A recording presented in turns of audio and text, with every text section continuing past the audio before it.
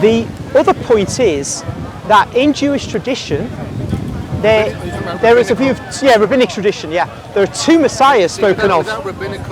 Without the oral law, there's no Judaism. You know that. Well, there's no contemporary Judaism without the oral law. I would say that Judaism up to the time of Jesus did not have this oral. That had oral tradition. Debatable. But what has debate about that? Yeah, what has come in the period since the destruction of the temple is, to me, a new type of Judaism. I don't say this just from a Christian perspective. It just seems to me, if you look at the history of religions, this is a different kind of Judaism. Because, for the simple reason, you haven't got the temple anymore, which was the centre of what we call the cult. Yeah. So Judaism had to change radically.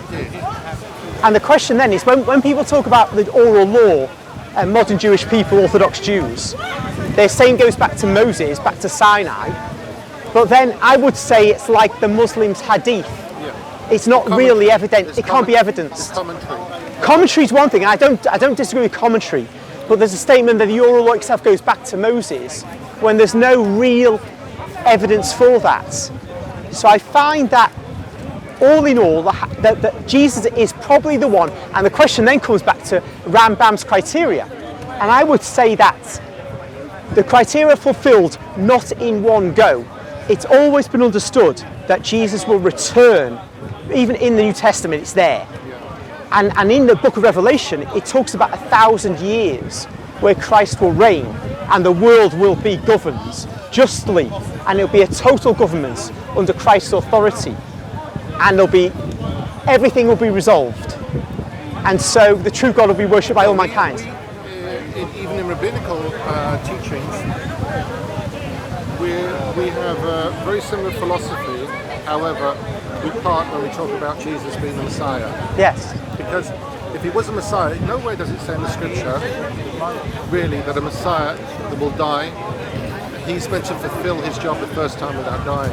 If he's been killed, or if he died, okay, don't forget the Romans were exonerated and the Jews were vilified on his crucifixion. Well, I tell you what, I think, I would exonerate the Romans to an extent, because actually, I know you might not accept what's written in the New Testament, but it's all we've got. I'm not bound by it. But no, I don't mean as a spiritual thing. You are bound by the old or the new, in a sense, aren't you? Yes.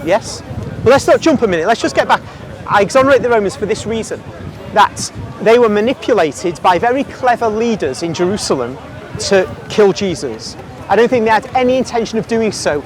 They would have killed him if they thought he was a threat to the emperor. So was that a bad thing? But they decided to kill him because they were instigators. Was that a bad thing? Very bad thing. So if he didn't die, you couldn't have been saved. Then you'd have had a problem. Yes, but you know what? The good thing would have been if his people, the Jewish people, had accepted him, and then the world would have been evangelized much more quickly and much more successfully. He might have been killed some other way, but by the Jewish nation coming behind their Messiah, the history of the last 2,000 years would have been foreshortened in its awfulness, and the conquest of the world would have been complete.